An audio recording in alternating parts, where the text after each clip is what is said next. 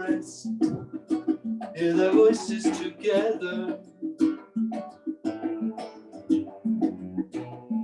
The drama express making choices for better. Let the colors, populist motion, in work and in play. They found resolution.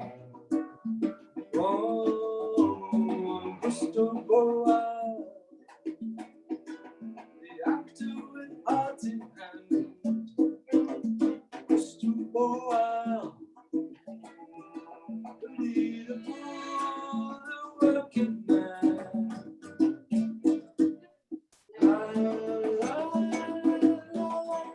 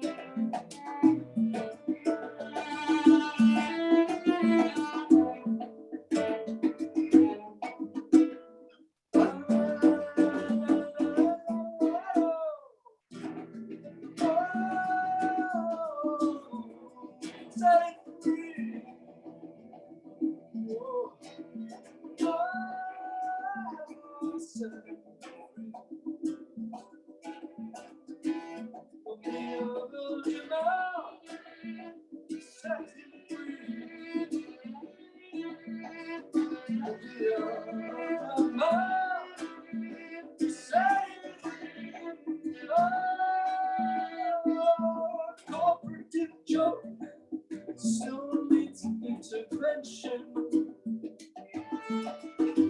His love for humanity commanding attention, transcending the status quo, new paradigm thinking. A crystal is on in the people's creating. Oh, crystal boy, active with heart in hand. Crystal boy, the leader for the working man. Crystal boy, active with heart in hand. Crystal boy, participatory hand in hand.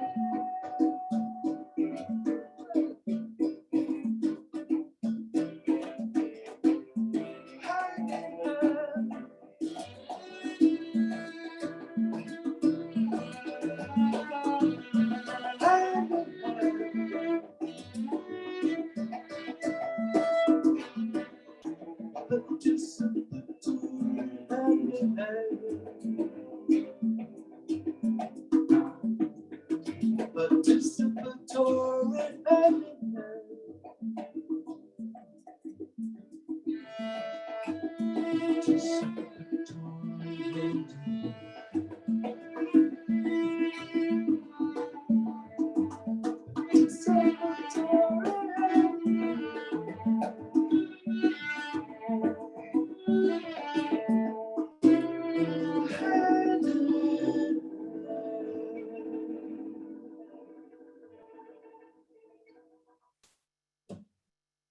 Thank you.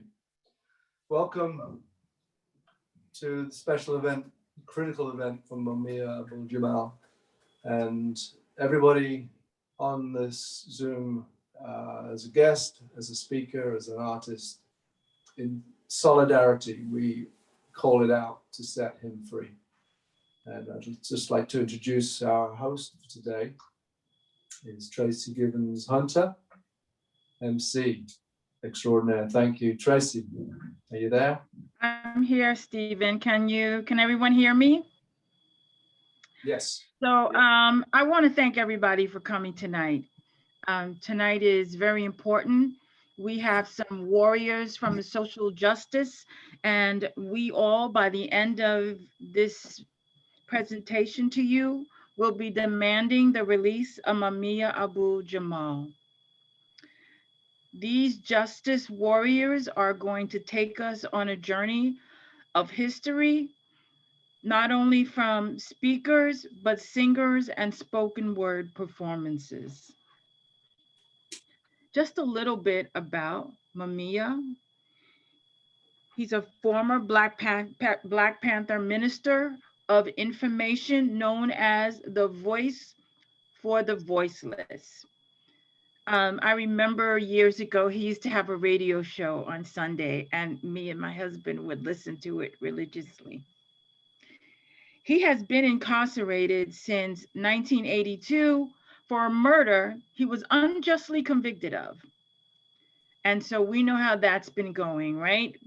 If you haven't been paying attention, there are hundreds of men serving years and years of service and being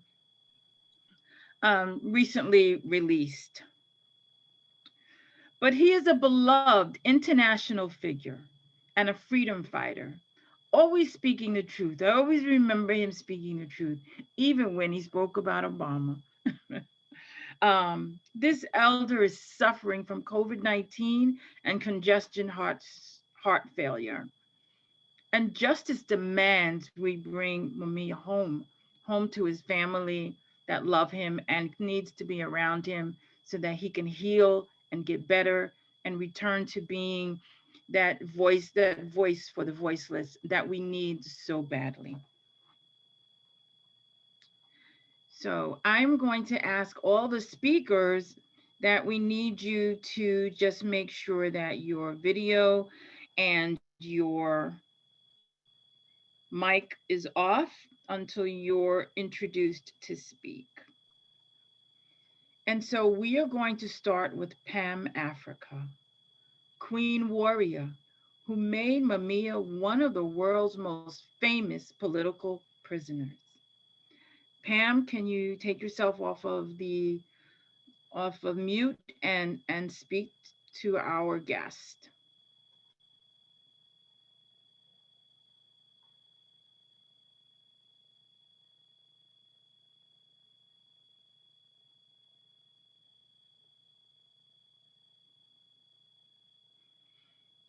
Pam, are you there? We see you, but I don't see your mic. Let me see.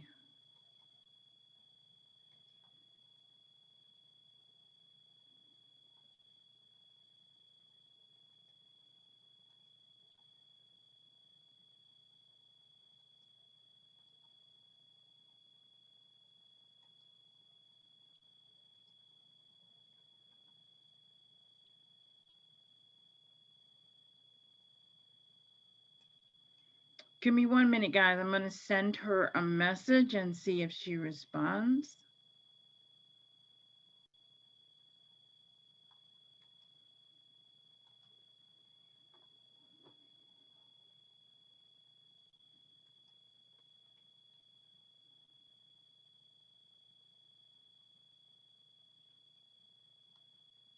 Oh, wait, she's logging back on. Thanks.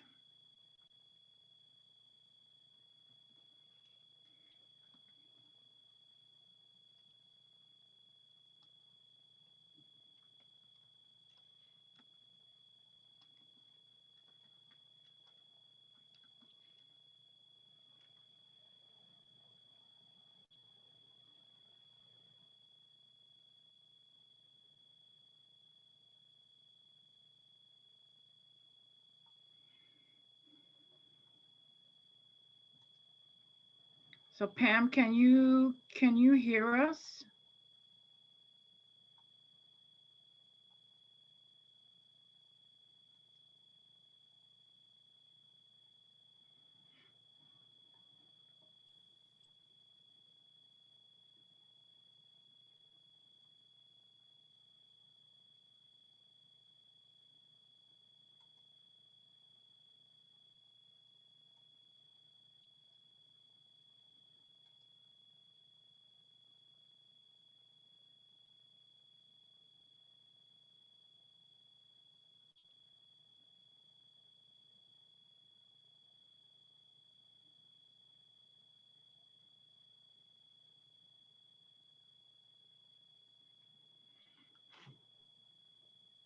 She's still trying to come on. For now, until we get that ready, we could move on to the next thing on the agenda.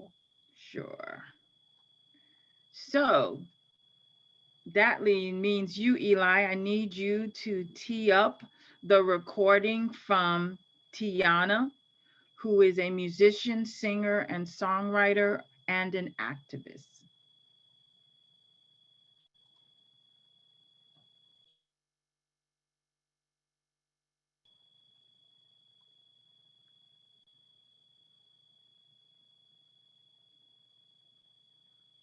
We're not hearing her.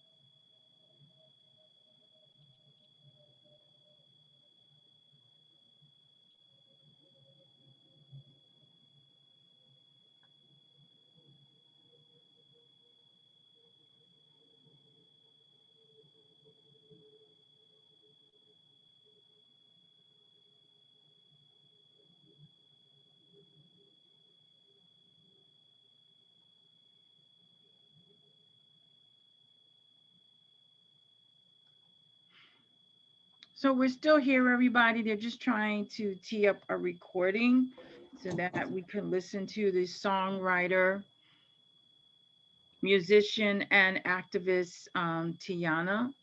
And at the same time, they're working with Okay. Pam Africa to get her mic on. Well, everybody's having a problem. Yes. Oh, is that where you are?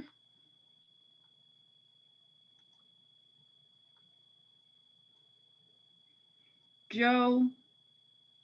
Joe, is that you under Connie? Yeah, okay, okay.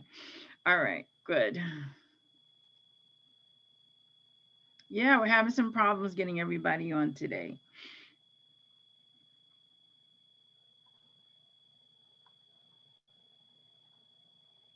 But while we're getting everybody on properly, I do want to share some information with all of you that have joined.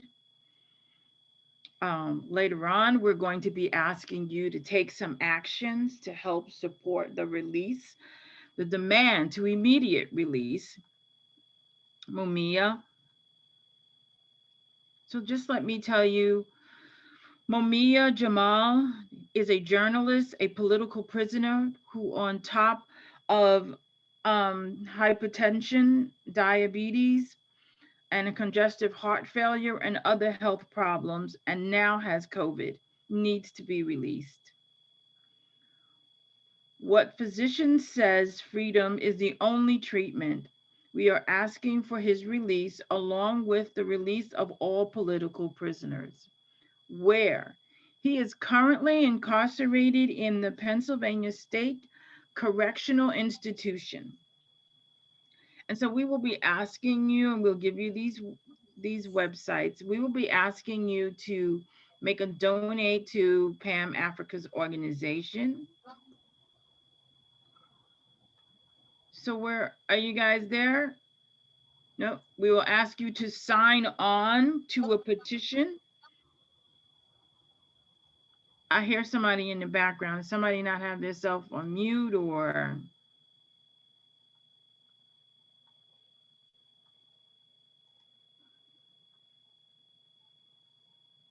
okay, I think we're getting ready to have our recording.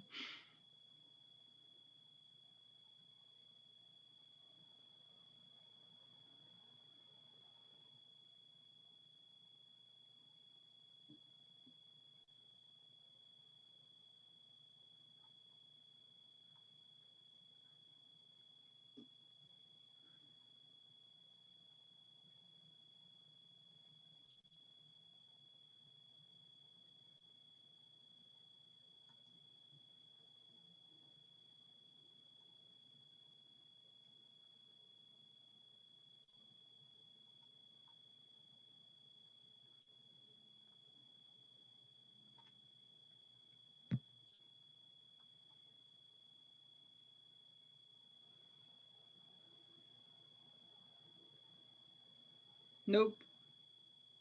Okay, yes, we can move on since we can't do the recording. We apologize to everyone. We did sort of go through this early yesterday and it worked. So let's see, is the next speaker here? Yeah. Nomi Power. Can you take yourself off of mute? Hello. Hi, Hey, how are you? I'm great. Hey, thanks for joining us today. We really appreciate it. We apologize for some technical difficulties, and we want to appreciate you stepping in. Great. And we want to let everybody know that you're a hip hop artist, and you're going to be presenting to us this evening. Yes. Can you all hear me in Zoom land? I assume that's a yes. Hi, everybody. Good evening where you're at. Good afternoon where I'm at. I'm in Oakland, California. I'm Nomi from Power Struggle. I'm a hip hop artist. I just want to give a shout out to my my in-laws that connected me to this, Stephen and Andrea, for just giving me this opportunity to build this bridge with folks on that part of the country for this important issue. Okay, speak up. Let me turn up my mic a little bit. How's that? Hello, hello, hello. So, check. There we go. I'll try to turn up. So, a little bit about myself. I'm also a community organizer in the mostly Filipino community. I organize with a group called Malaya Movement San Francisco, but we also have national chapter throughout the US and actually one in New York. And we do a lot of work around human rights and democracy in the Philippines because we also live under an authoritarian state in the Philippines. But we do a lot of solidarity work with folks, our comrades and our brethren and sistren here in the US. Just a little bit about, before I do my piece, why I feel like this is such an important event to support. I'm in my early 40s now, but when I was a teenager is when I really first heard of Mumia through a hip hop song that KRS-One wrote that I think was called Free Mumia. And it really broke down the life of Mumia and his struggle and what he experienced and the oppression that he faced by the judicial system. And I was super inspired by that story and just kind of kept up with Mumia's work, his readings, his writings and his journalism and his radio broadcasts that were put out from prison. And, my solidarity on behalf of my organization and I think our community really goes out to Mumia and all political prisoners that, need to be freed, no matter where they're at around this world. So free Mumia, justice for all. I also just want to preface this song. This song is called Cops, spelled KKKOPS. And it's a reflection about how I view the institution of policing as an extension of the racist, white supremacist structure here in the US. So the song is a little older. I wrote this back in 2016 when police killings in the Black community were happening in other communities. And so some of it is a little older. Some of the analysis has changed that, some people don't believe in the carceral system at all. But I just want to, just share that this song is a little bit older. So let me just get into it and I hope you enjoy.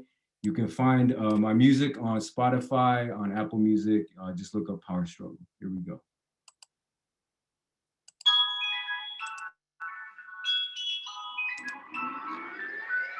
Yeah, check. Cop shot him in the back, cop shot him in the head, cops choked out a man or beat him half to death. You see it all the time on the news or on the block that you live in the car as you cruise. Killed Alex Nieto before he went to work. Some gentrifying yuppie called the pigs what a jerk because they saw a young brother with a taser at his side. Work security still shot him 59 times. Sandra Bland roughed up and arrested for speaking her mind to a cop she detested. In the morning they find her strung up on a rope, called it suicide, yeah right. white note. Arizona got choked out for selling cigarettes. Told the cop I can't breathe, still ended up dead. Freddie Gray got a neck snap in the back of a van, cause he ran Baltimore, goddamn. Indict, convict, send those killer cops to jail. The whole damn system is guilty as hell. Indict, convict, send those killer cops to jail. The whole damn system is guilty as hell.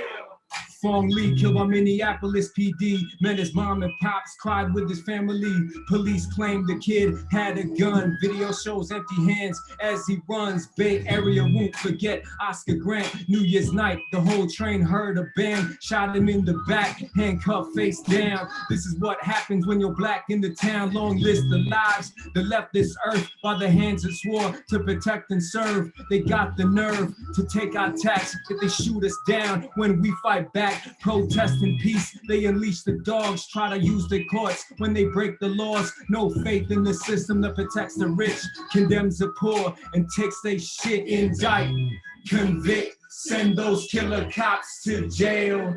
The whole damn system is guilty as hell. Indict, convict, send those killer cops to jail. The whole damn system is guilty as hell. Corrupt coppers all over the world, from Mexico to Mindanao. Who do you serve? Corporations getting down, extracting the earth, tearing down shanty towns, down to the dirt. Increase police before they gentrify hoods, send the beast to displace people that stood in the way of progress, I guess. We protest this mess, they attack our flesh, been chained up, choked out, profiled, humiliated, walking down the street where white boys get inebriated, fake the feel of being innocent, then you become a victim. They say some cops ain't that bad. I say it's a system, so don't get mad. Bodyguards of the state and market too supersedes the needs of me and you. Indict, convict, send those killer cops to jail. The whole damn system is guilty as hell. Indict, convict, send those killer cops to jail. The whole damn system is guilty as hell. Free Mumia, y'all. Free all political prisoners. From the US to Palestine to the Philippines, all over the world. Free Mumia, free them all. Thank you very much, everybody. Have a good night. Okay, I was chanting right along with you. I was feeling it and I wrote your name down. I am going to be blasting this song out, but I was in it the whole time. Thank you so much. I hope everybody now is starting to get that energy we need you to get. And Pam, I see your hand up. Are you able to speak through your mic now?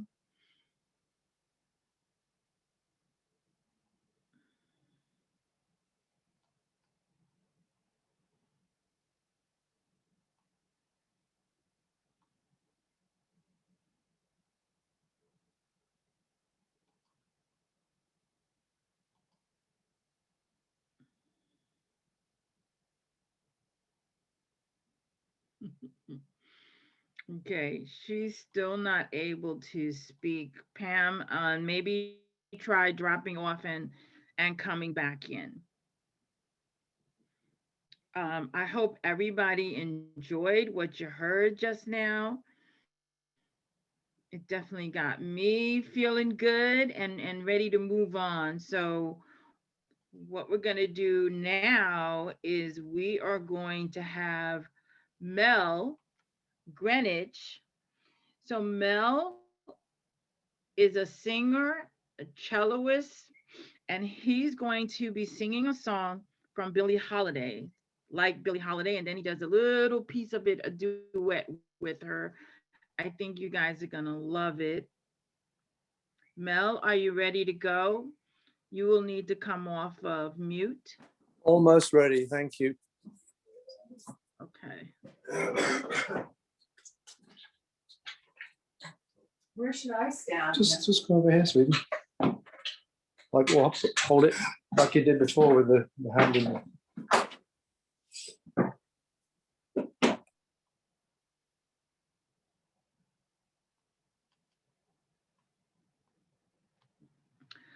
I just want to also tell everybody, and I'll remind everyone again later on at the end, but on Sunday, May 2nd, between 2 and 4 p.m., the Kingston and Poughkeepsie Engine are going to do a virtual letter writing event.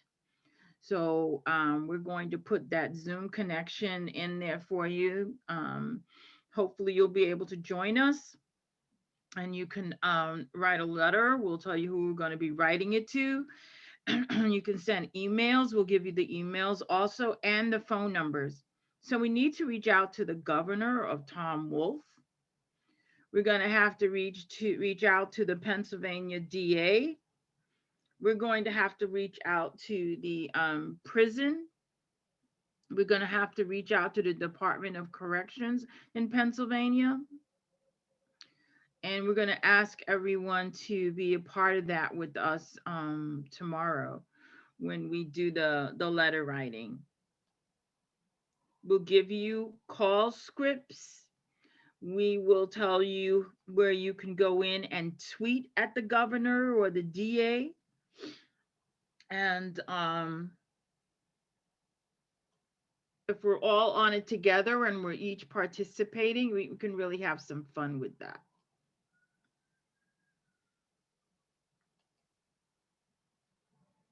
And they're posting it in the chat for you if you need to make a copy of what what I just mentioned to everyone.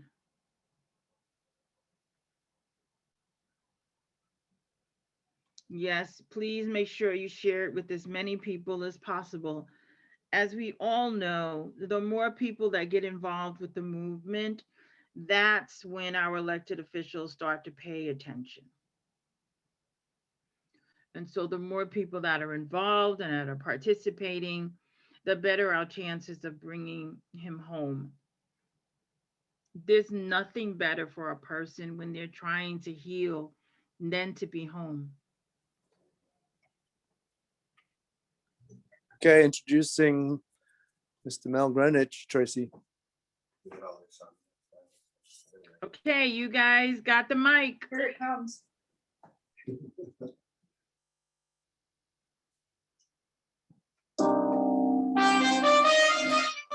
Greetings to one and all. I'm Mel Greenwich with the Holiday Sound Alike Stylist, and a tribute so that Mumia Jamal will be released, and thanking all of the presenters and coordinators for this event. Southern trees bear strange fruit, blood on the leaves, and blood at the root. Black bodies swinging in the southern breeze. Strange fruit hanging from the poplar trees.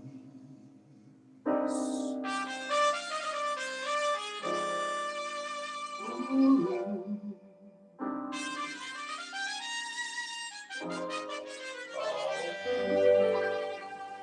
It would say, pastoral scene of a gallant South, the bulging eyes and the twisted mouth, scent of magnolia, so sweet and fresh. Then the sudden smell of burning flesh. Here is a fruit for the crows to pluck, for the rain to gather, for the wind to suck,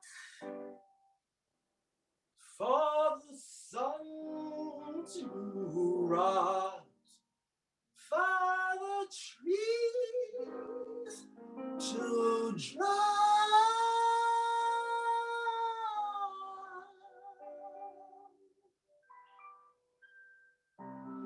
Here is a strange and oh so bitter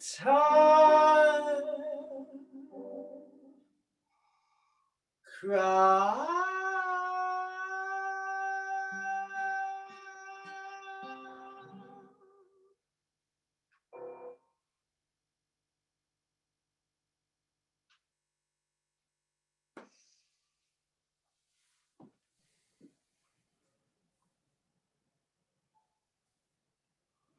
Thank you so much, Mel. I'm not sure if everyone, all the attendees are familiar with that song, Strange Fruit, but the original was a poem. It was a poem from a Jewish man, and he gave it to Billie Holiday and asked her to sing it, and she did.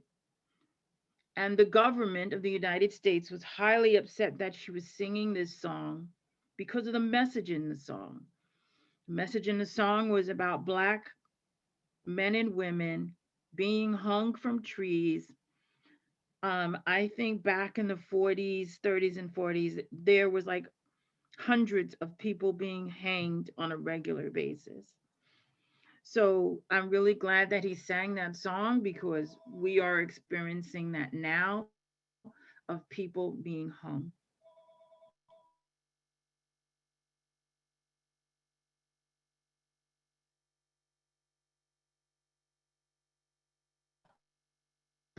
Paul, Paul, are you ready to jump in now? We would like you to speak to our attendees and tell them about your history. Want everyone to know that Paul took a bullet to his head by the KKK in 1979. So, Paul, I need you to take yourself off of mute and share with us your story. I'm gonna focus on Mumia. I felt that the story of the Greensboro massacre is significant, but that tonight is about Mumia. So I want to tell a bit about Mumia and his importance to the movement. Basically, what happened in Greensboro in 1979 was the Ku Klux Klan and Nazis were organized, recruited, led, and protected by the local police and the FBI to carry out a murder of a group of revolutionary leaders. 5 people were killed, and I was almost killed. I was shot in the head. But like I say, this is my focus in thinking about all this was not on me and what happened to me, but rather Mumia. So if I may, I will go on that.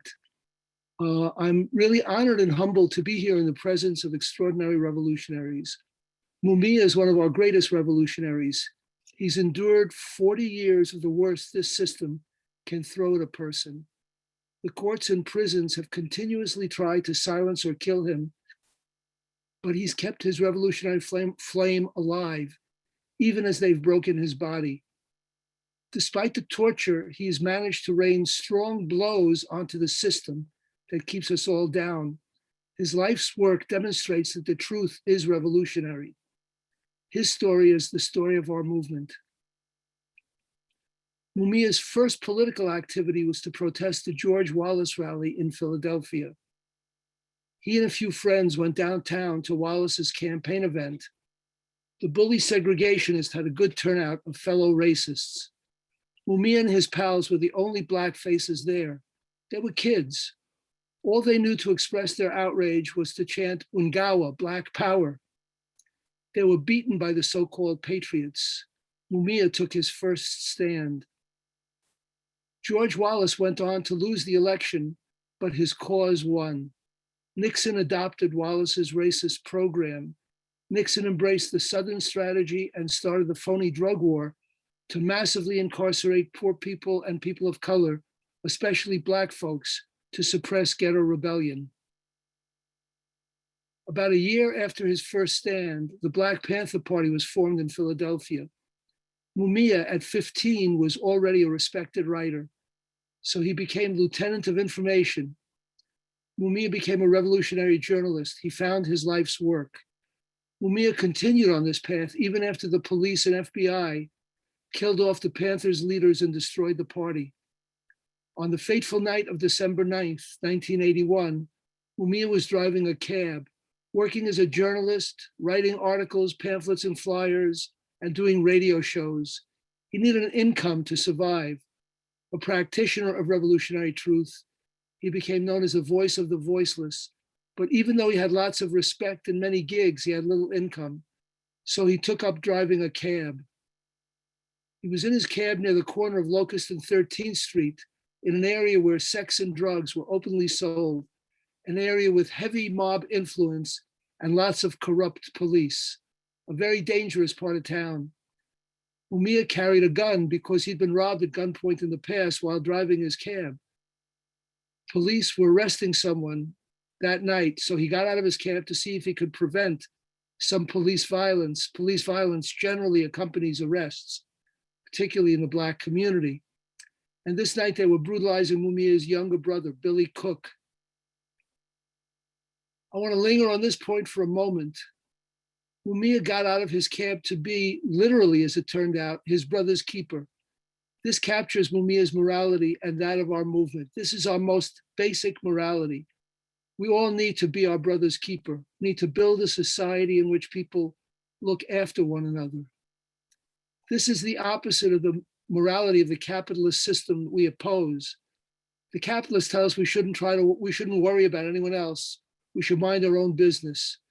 They want us to believe we have no brothers or sisters, that we're alone.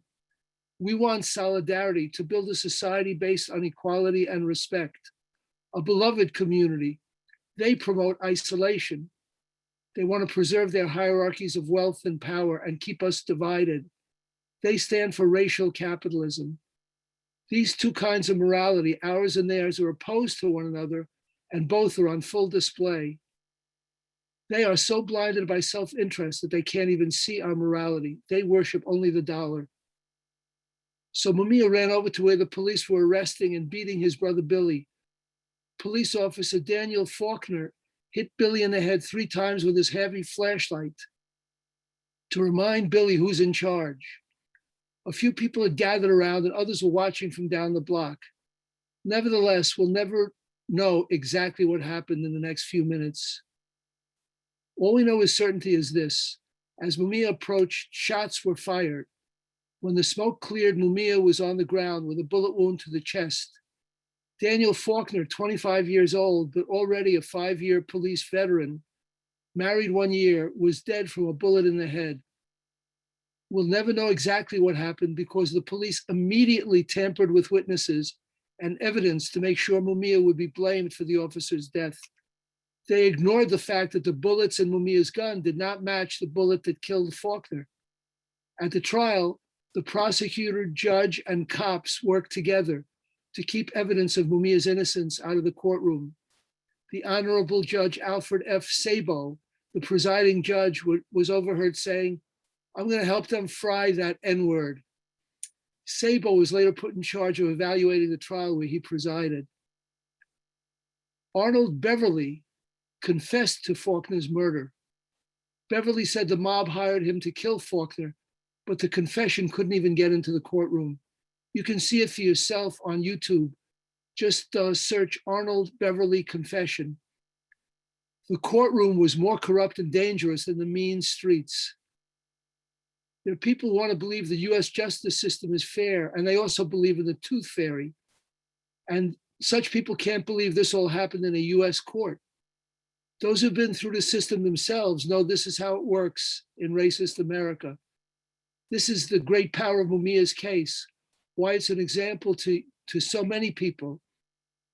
In the early 80s, mass incarceration was gearing up. Courthouses went from being simple dens of iniquity to assembly lines of injustice. Downtown cliques regularly conspire to ship Black people to prison. Generalized corruption of the US courts is why Mumia has millions of supporters.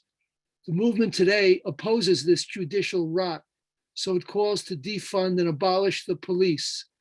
In the 60s, only a few Panthers dared to monitor the police, but today, bystanders and passers-by regularly videotape police misdeeds.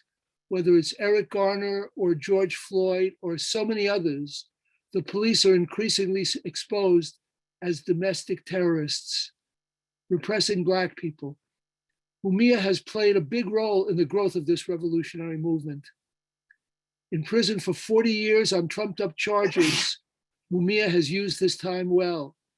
He's written 9 books and a flood of articles, all exposing the realities of racist capitalist America. The state dropped the death penalty against him in 2011, but they've still tried to kill him using medical neglect.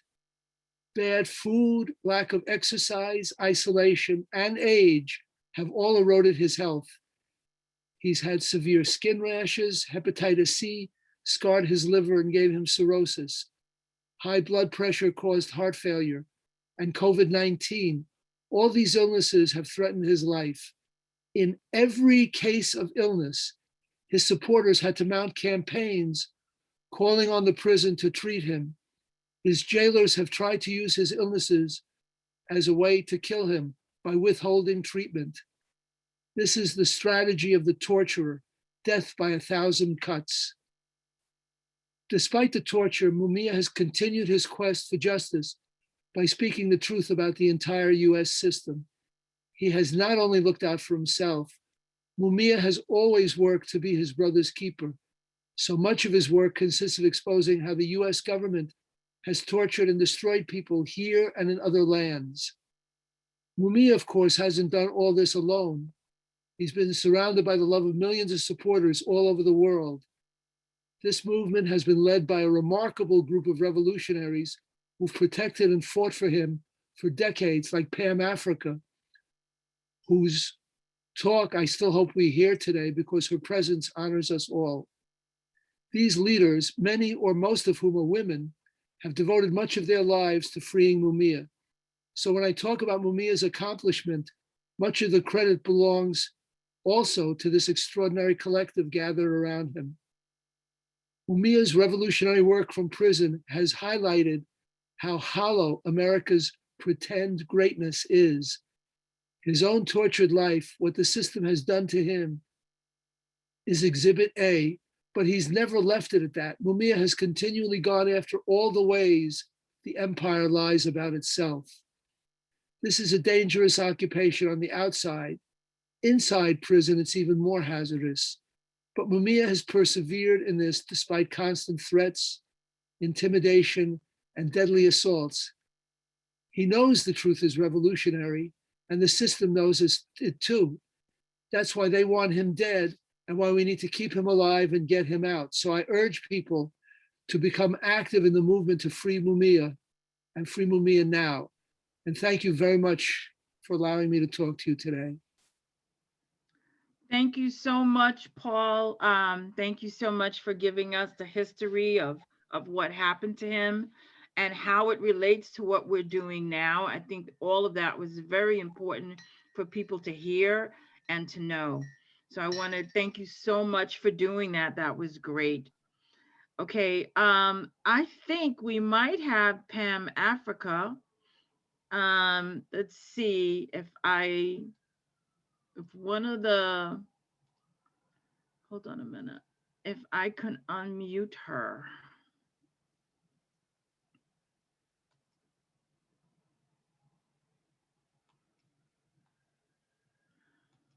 Pam, can you try to unmute on your phone?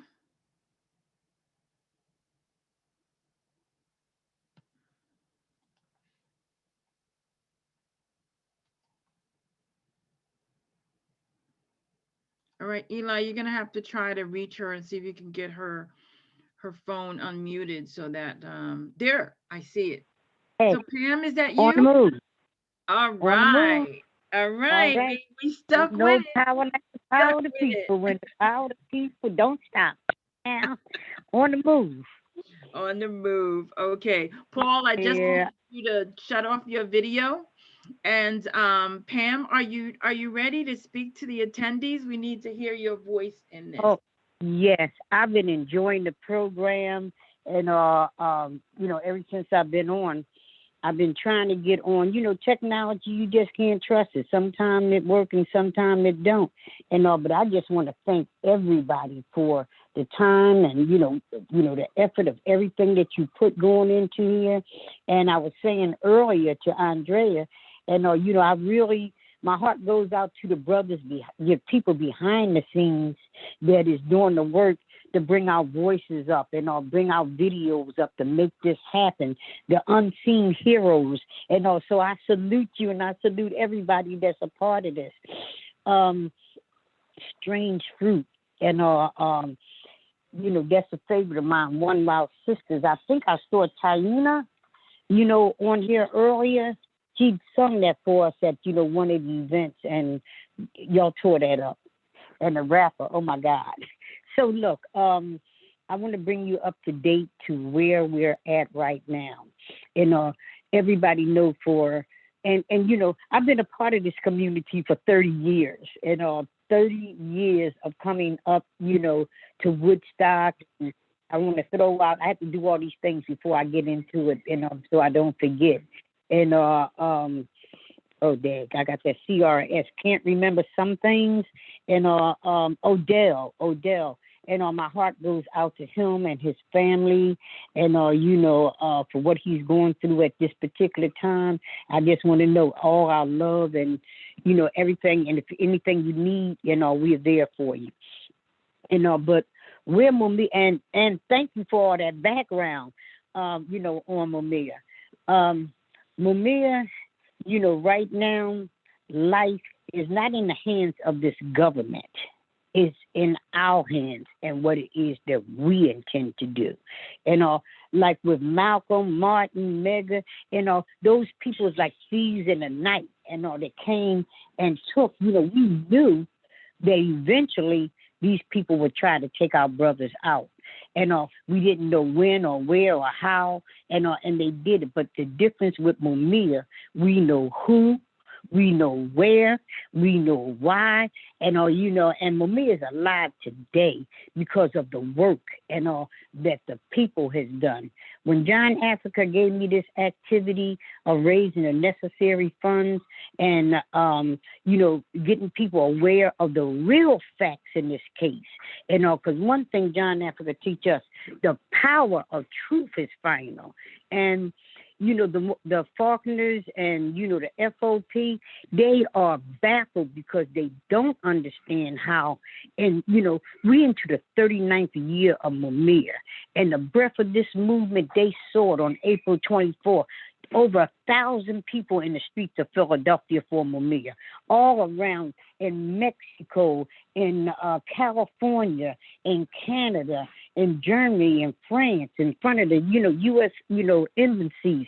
We have presidents of countries who are standing up and factually saying that Mumia is innocent and showing the evidence. We don't tell people to trust us on blind faith. The evidence is there, to free Mumia. Now, what it is that we need to do, and I'm gonna give you a little background into the health problems that happened, with Mumia. The first time he got sick, and this has been like in a month's time. Mumia called, one day with his wife on the phone, saying that his chest felt very, very heavy, and that and he felt as though he had COVID. And, I was concerned because I know Mumia is very protective over Wadia. She's a very fragile woman and strong at the same time. And if this wasn't serious, he wouldn't have said this in front of, with her on the phone. So, and I said, Mumia, I said, well, I'm getting ready to put this out. He said, please do. So we did. We hit a couple of phone calls, and this thing went completely around the world, because of the breadth of this, of this movement. And when the pressures went down, we did not know where Mumia was at,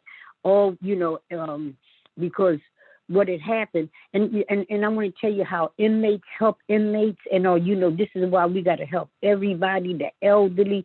Mumia was walking in the yard, with an elder.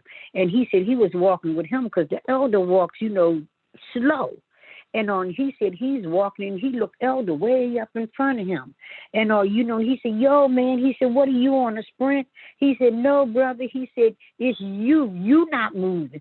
So he comes back to Mumia and he looks at him and he says, I've had 15 heart attacks. And he said, I know what I'm looking at. This was the second time, this the last time Mumia got sick. He said, I know what I'm looking at. You need to go there and tell people to take you to the infirmary.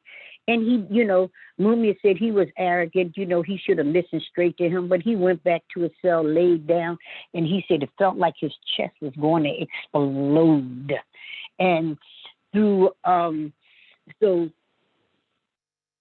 the inmates wind up, calling and also that he can go to the infirmary. This was what happened in the last week. When he went, they took 2 EKG tests on him, and they said he was all right, so they sent him back to his cell. And it was a nurse who looked at him, and she said, oh, no. She said, we need to get him out of here. So they rushed him over to the hospital, and I'm telling the second story before I tell the first one of how, of what happened to him the first time, so I might as well finish this one out. So when he got there, they told him that, he was having problems, with his heart, and that they would have to, do some exploratory surgery and, stuff in that. But before I go there, I got to go back to the first one because it's all connected. And when Mumia got sick the first time, I started telling you that he said, he felt this pressure. When they sent him, and he thought he had COVID, right? So when they sent him to the infirmary, they said that Mumia, there was nothing wrong with Mumia, and and that he didn't have COVID. But Mumia got very sick, not soon after that, and they had to rush him to the hospital. This was the time that he called us and told us that he felt, that he felt this pressure. Well, the movement, put pressure on them, and they made, they forced them, to send Mumia to the hospital. That's how that part happened. And when he got there, he found out that not only did they misdiagnose him with the COVID, saying that he didn't have it, and they took EKGs and stuff then, but Mumia was in serious trouble because they took several pounds of water pressure off his chest. And, he had congested heart failure and what was happening to him then. And, we kept the pressure on, and, we was able to speak to Mumia. He called in at one of the demonstrations we was having, and that's when he told us that, what had happened with the congested heart failure, and they were sending him back to the prison, right, after that. So anyway, he cleared up the COVID, and they sent him back. But our concern was, you're sending him back to the infirmary, and where they misdiagnosed him, then. And there's a lot of stuff that went in between that. But what I was telling you towards the end, when he had, when they rushed him back to the hospital because he went to the infirmary, where they gave him 2 EKG tests and sent him back to his cell. And the nurse came. She said, oh, no, you got to get him out of here. That's when they found out that he had 2 or even 3, arteries that was congested. And I know one of them, he said, it was 89 to 90-something %, congested. They gave him they gave him the surgery, and he's now back in the prison hospital. And through the movement, we forced them to allow him to speak to his wife before he had the surgery and after he had the surgery. We've been pushing that Mumia be allowed to talk to his doctor, Dr. Ricardo Alvarez in San Francisco. Mumia had sent filed paperwork, and gave it to the administration, and they were supposed to mail it, mail that paperwork, officiating, this. Dr. Alvarez have yet to get that paperwork. He have yet to be able to talk with Mumia, at all. They're refusing to allow Mumia to have, the doctor of his choice. We know that they won't allow him to come in. When Mumia had hepatitis C, how we found out about that, again, Mumia was very ill in the prison, and one of the inmates there, told the warden, that, y'all need to get Mumia in the hospital and get him in there now. And the warden's response was, you mind your business. He said, Mumia is my business. And it wasn't long after that Mumia passed out. And when they took him to the hospital that particular time, and Mumia was almost in a diabetic coma, they have attempted over and over and over again ever since, the movement, the mass movement, forced them, because look, they was hell bent on killing Mumia, through lethal injection. They had every president, the former presidents, every last president all the way up to, at that time, was Bush, pushing for the death of Mumia through lethal injection. But this movement is so massive, so powerful, they had to back down. And what they did, instead of releasing Mumia based on the evidence, they only allowed a little bit of evidence, to go into the courts, and they came back on a constitutional violation and gave Mumia life in prison without the possibility of parole, where they figured that, well, people will be satisfied because they're not killing them. A person that is guilty of a crime might accept that when this whole government is trying to kill him. But Mumia is an innocent man. He didn't want to accept that, period. But at a point, they forced that, on him. And also, during the time that the 30 years that Mumia was on death row, Mumia had colds and went through the flu and different things like that, but nothing like this. When Mumia was released from death row, them monsters, them devils, you can hear the demons screaming because they wanted to kill him and couldn't kill him. And I'm going to say it again, ain't no power like the power of the people when the power of the people don't stop. So he's in general population, and the Maureen Faulkner Pokovich, that's her new name, her new marriage name, Pokovich. And her and the Fraternal Order Police and all the, Klans people that they can get together, got together and had a press conference and said that, now that Mumia is in general population, they said that's where he's going to burn in hell. He's going to die there. And this is despite evidence of innocence. I'm going to give you some examples. Mumia's case was before he's working for an appeal. His case was before a black judge by the name of Leon Tucker. Leon Tucker, after having this case before him for 2 years, granted Mumia an appeal. And, again, the FOP and them went crazy. Because, number one, they didn't try to kill him several times, and failed. And here it is, the Judge Tucker saying, he want to grant him an appeal so that he can have a post-conviction hearing to give him a chance. Because what he said in the boxes and the information that he's seen, he said, it's foul play. That's my word right there. But he was talking about the foulness of what was going on there. And he said that, he should have a fair trial. Now, the other side, from the very beginning, was trying to, after Sabo did what he did, got him on death row, they said very clearly, if Mumia got a new trial, then Mumia would be released from prison. And they have done everything, for 39 years to stop Mumia from having a fair trial. Now, let me say this. If Mumia go on a trial, he's not coming into court of the people's.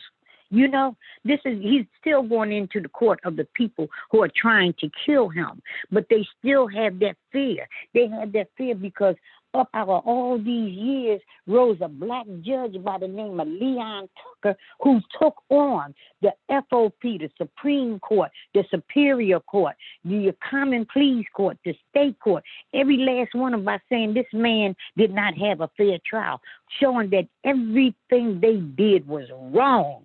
And so when this happens, and this man had the heart to do what he did, we was rallying, and oh man, it was just feeling good because we knew. And again, the FOP says if he got a new trial, that he'll be released. What is that saying to people? When they admit that, the mere fact of them stopping him and stating that they got the evidence to prove that Mumia is guilty. At one point, we were hollering for a trial for Mumia. We ain't doing that no more.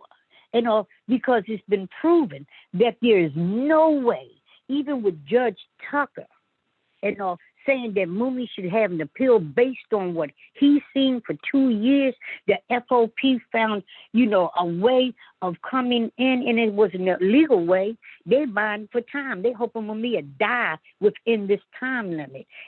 What they did, they held the case up for 6 months.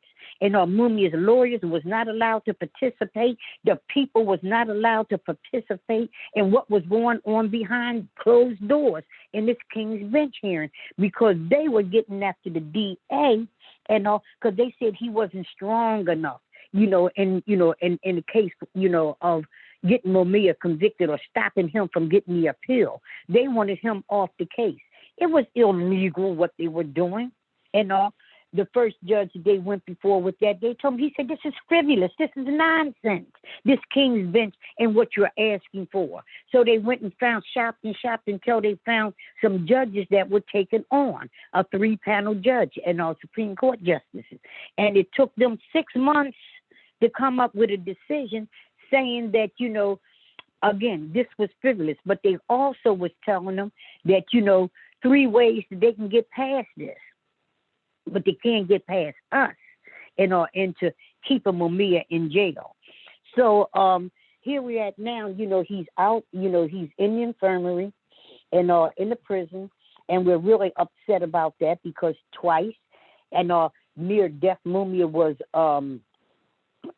misdiagnosed, and they have him, in this, place again. We're demanding the release of Mumia based on 2 things.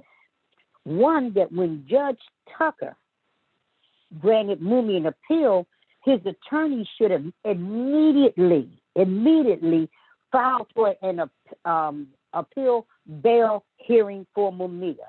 And this is very important because when you file for an appeal bail hearing, and you have also got to show evidence of why you think you should be out. Here, the case would have been presented again. It would have been presented, and Mumia could, be out. But the lawyers, didn't do that. And, a lot of times, they do things the way they want to do them, or, they're just not familiar enough with the law to realize that once that judge granted, granted Mumia appeal, that they should immediately filed, for a, for bail for Mumia. That's illegal. And I'm saying all the laws, and it has been done before. And, it's not like you're asking them to do something for Mumia that have not been done before. So anyway, we got that out. And then we also have where the DA has released 15 to 17 men on judicial, prosecutorial, and police misconduct. And 2 of the people, never had to come back to court. They released them from the prison. And also, he got that before him. And let me say something about the DAs. One of the things, their job is to find somebody guilty, if they're guilty. But when you have evidence of innocence, you're not supposed to break the law. Break the law in order to make sure these people get killed. Like I said, at one point, the DA was getting ready to, had went along, with the appeal for Mumia. Next thing you know, they called for the King's bench. Everything went at a standstill. When that DA came back, after being with the rest of the monsters for 6 months, they took his heart. They took his soul. Because what he did, he rubber stamped everything that came from Judge Albert Sable and railroad. They want to call it a trial. He never had a trial. That was nothing that resembled a trial. This thing was so horrible that the Philadelphia Inquirer, which is no friend of ours, no friend of the movement, and the Philadelphia Daily News, the same thing. Front page of the paper, they said that Judge Sable was losing it. They talked about how he was breaking every law that there was to break, stopping witnesses from coming in. And here's another thing. They found 6 boxes with evidence when it was really 32. But the 6 that they went through, they found a letter, to the DA at that time stating that he wanted to, that one of the witnesses called the cab driver, Schobert. Schobert said, "Where's my money? I want my money." What the hell is he asking the DA for money for? In the midst of a trial, you promised me money. So Pam, that's what- Pam, this is Tracy. We have 2 more people that we need to get in before the night is over. So I'm going to Okay. ask you to just fill in the blanks so that we can, move on to the next. Okay.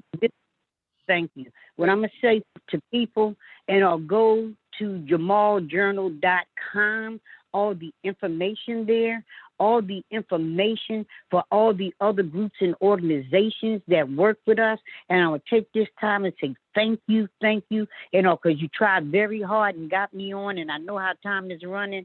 On the move, long live revolution, and let's work to tear this mother down for all people, for all life. On the move. And I can be reached at 267-760-7344. On the move, and thank you.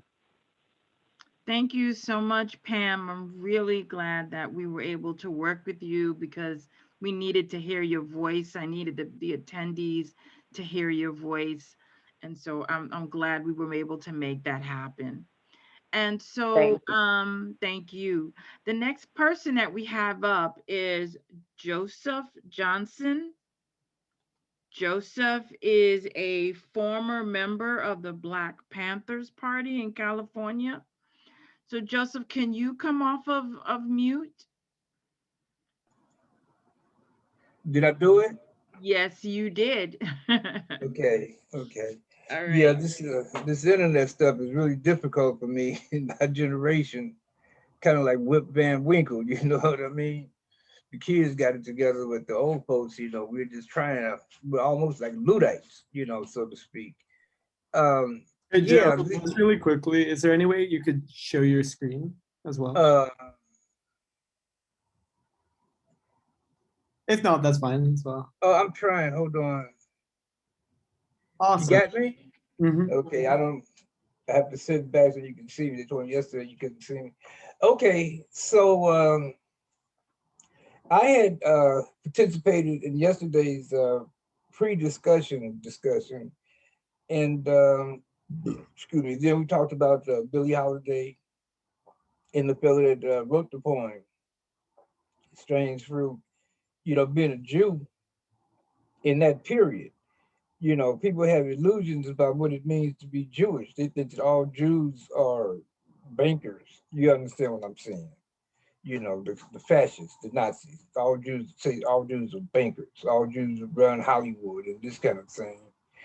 But this particular individual who wrote the Billie Holiday song, Strange Fruit, in the 1930s, when the lynching was heavy and Jews were, they weren't as oppressed as Black people as far as that's concerned.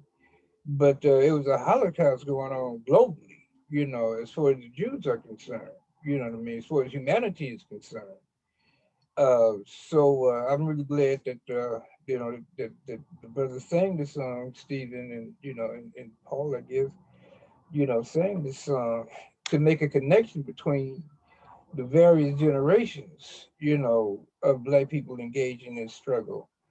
Um, I work with the Black Panther Party here in California. There are certain political, disagreements that we had, but we worked together. You know, and the photograph that I sent, if you look at it in the, I guess it would be your, well, it's like looking into a mirror. It's well, I can show you what's on the pictures because I can't explain it technically. There's a number of Panthers, men, who were the office was raided, as so many officers were raided, and the police had them, standing out there, in the Philadelphia, butt naked, supposedly done to make it appear that that they're protecting, the police are protecting themselves against the Panthers by having them to undress. If you're naked, you ain't got no gun on you, like they did with George Jackson. I mean, said Angela Davis visited him with a gun in her hair. Only people that's not familiar with hair, and Black people in particular, would think about, George Jackson as trying to escape from prison, because Angela bought him a gun and he put, So I mean, that's a lie. But again, check out that photograph because it speaks volumes. Now this was going on with Bobby Seale, and Huey were in jail. Maybe it was after Bobby was arrested in so it wasn't Philadelphia, but he was accused of trying to murder a Black Panther person. He and Erica Huggins, were an issue. But also at the time in the East Coast, there was the struggle of the New York 21, who were Black Panther Party members in New York. And it was the Black Panther Party Central Committee had issued a statement concerning that. And this is related, this is the same as with Mumia. I mean, it's not a distinction. I really love the fact that the singer said, "Hey, it's not about me." In fact, not only the singer, but the person that followed him, saying, "Hey, well, this is not about me; it's about Mumia." Because Mumia, signifies that he represents the resistance to the police brutality, repression, and murder. And again, that photo, is evidence. You understand what I'm saying? That photo is evidence of the relations of power between the people, that is to say, in this case, the Black Panther Party and the state. You know, I mean, when the Black Panther Party began to talk about the state, they had already, learned, Marxism, socialism, and so forth, and had rejected, color nationalism. Now you got these so-called color revolutions going on in Eastern Europe in the former Soviet Union, orbit, you know. So I mean, this photo, is sort of like a visualization of hands up, don't shoot. Hands up, don't shoot. You know, the police got the fucking guns. They got the guns. They got rifles and stuff, and you got five Panthers standing buck naked. And so the reason I'm raising, the fact that these were Panthers who were standing buck naked, and then it's right next to Mumia, when he was younger, compared Mumia when he was younger to now, to the other photo, where his hair is receding because of age, here in California, we had the struggle against the incarceration of Geronimo Pratt, G, we call him G, who had spent something like 30 years in prison. I mean, just think about it. I mean, just go into your kid's bedroom, and look at the area, that's there. And that if your kid had to stay isolated from the rest of humanity for 50 years or 40 years, it affects your life. It affects everyone's life, and that was the case. In fact, just about 3 weeks ago, it's a brother here in California, from Compton, like me, not that I'm that important, but I mean, he's from Compton, you know, and he just died. His name is Chip Fitzgerald. He died about 3 weeks ago because of COVID-19. You know, he had spent decades in prison. So the Panther Party and others, we believe that the the state, as an instrument of domination, consisting of special bodies of armed men with courts and prisons at their disposal, you know. And so the thing was to expose the state as a vicious, body of men and women that they are, but also to get the black folks to begin to think about class struggle, in this country. The statement that was made by the Central Committee of the Black Panther Party around the time that this photograph was being, and what was going on in these photographs was happening, would expose the state and show the masses of the people what the state is, you know, not there, to protect liberty and justice for all. I mean, in my own life, County White, for me, has been my liberty and justice and my struggle for all, and the way that she and Paul and others, Odell, present themselves and their ideas, the police state, in every state is a police state.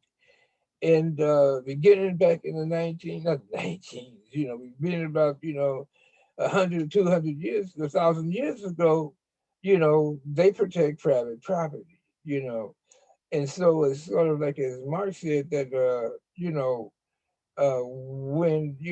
when the state is exposed, then the relations of production, are exposed to the whole public to see. So, but what happened though was that instead of mobilizing and educating the masses of the people about the state, and its power and its class partisanship, uh, by these attacks on the Black Panther Party, it became obvious that the state has its own interest, not its own interest, but as a lick spittle, you know what I mean, of the bush of the capitalist class, and and Mumia being, killed, not killed, but arrested for killing a cow. That's the same thing that Mumia is in jail for. I mean, you understand what I'm saying? I mean, they kill us, they kill people, and then blame us for being killers. Say we're killers, And also, there's another portion of Mumia's case that hasn't been in general, discussed because for whatever reason. But the move was a spiritual group, it was religious, had certain religious doctrines and beliefs, sort of like the Rastafari, but different, with the dreadlocks and so forth. Joseph, Uh, I'm going to ask you to sort of wrap it up in the next minute because we have another performer.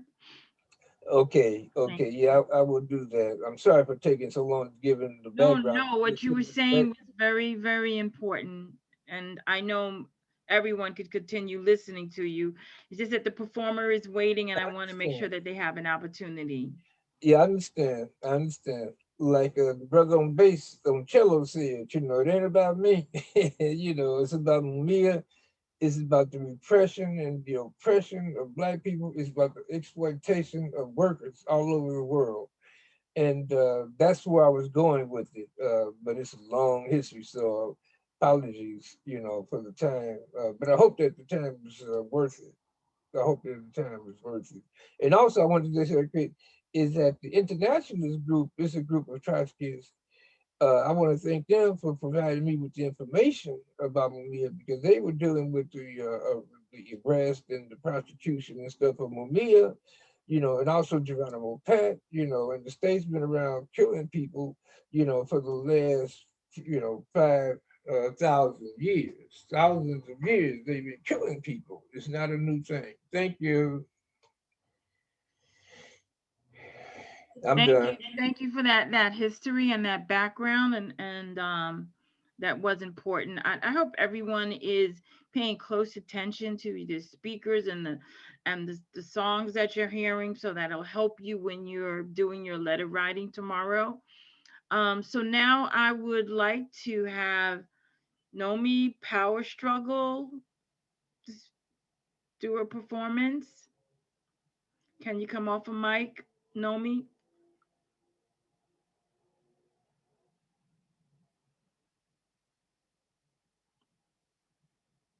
Nomi, are you there?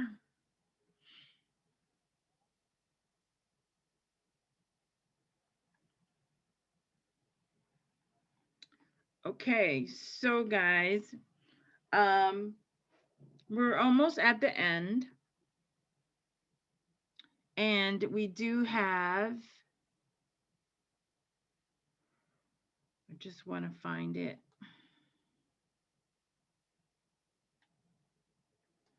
Mel Greenwich would like to sing God Bless the Child. So while you guys get set up to do that, I am just going to remind everybody that all this was done for a reason. It was done to educate you. It was done to get you involved, to be a part of this movement.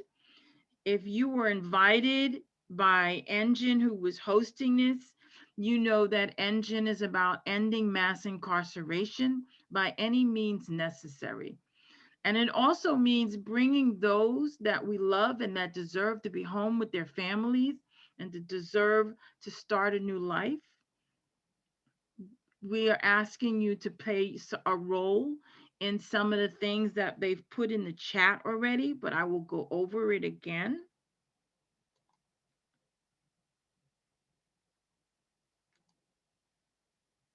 So we are looking for you to be a part of sending letters, calling the governor, Tom Wolf, calling the DA, Larry Kesner, calling the prison, calling the Department of Corrections Secretary, John Wiltz. They're going to put all of that into the chat. And if you join us tomorrow, join us Sunday between 2 and 4 p.m., we can then give you all the information. We can help each other write the letters. We can maybe listen to some of the songs again to get us motivated and to stay aware of what's happening. So Stephen, are you and Mel, is Mel ready? Yes, Yep. thank you, Tracy. Ready? Okay, so guys, Mel is going to sing God Bless the Child. And just before we start that, is there anything, anybody have any questions, any concerns? Please type it in the chat because they're probably going to be closing down after that.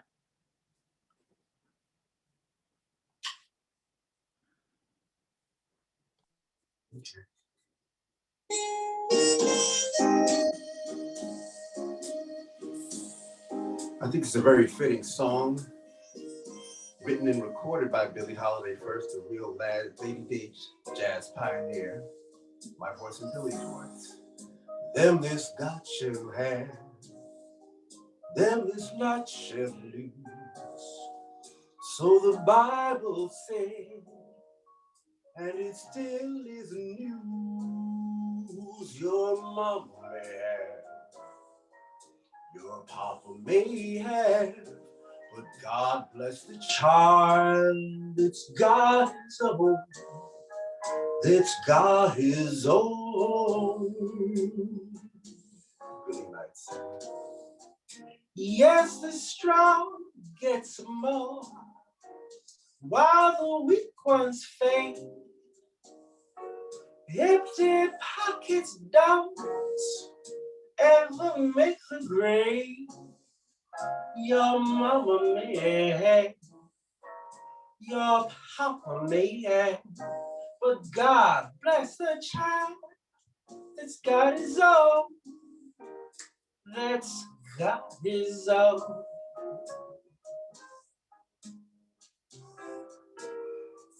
Monday, you got lots of friends crowded around Mumia's door.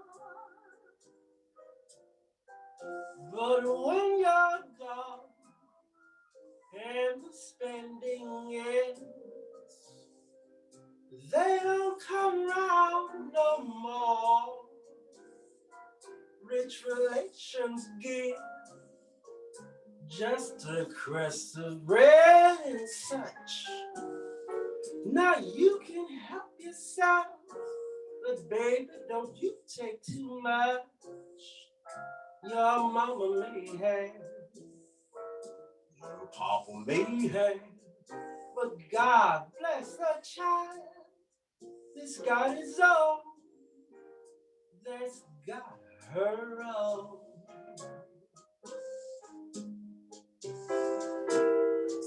Monday, you got lots of friends crowded around Mumia's door.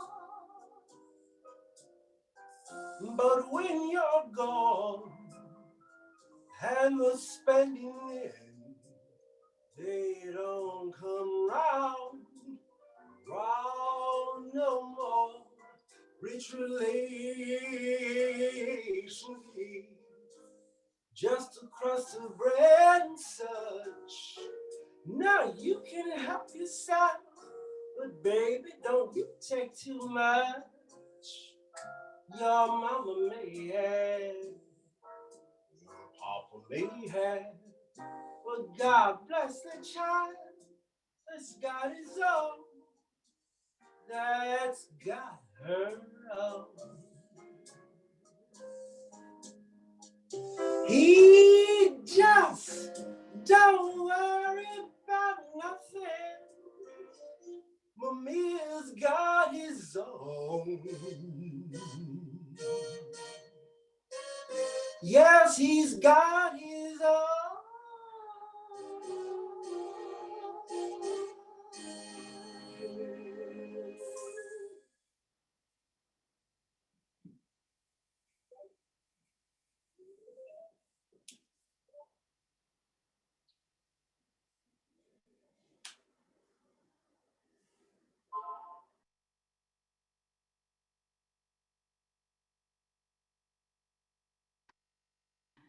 Thank you, Mel. Thank you, everybody, for joining us tonight. We hope you can join us on Sunday between 2 and 4, so we can get some letters written. We can make get some phone numbers. Maybe we can all make some calls on Monday and then communicate with each other that we made those calls. I've done that many a times, and it's fun to know that other people have made the calls. We could just update each other through email. But have a great night. I hope you were motivated to be involved in this movement and to stay involved with this movement. We have so many people that we need to bring home, but tonight was about Mumia. He deserves to be home. He deserves to be safe. He deserves the arms and the love that we want to give him so that he can have a safe and happy continued life. Good night, everyone.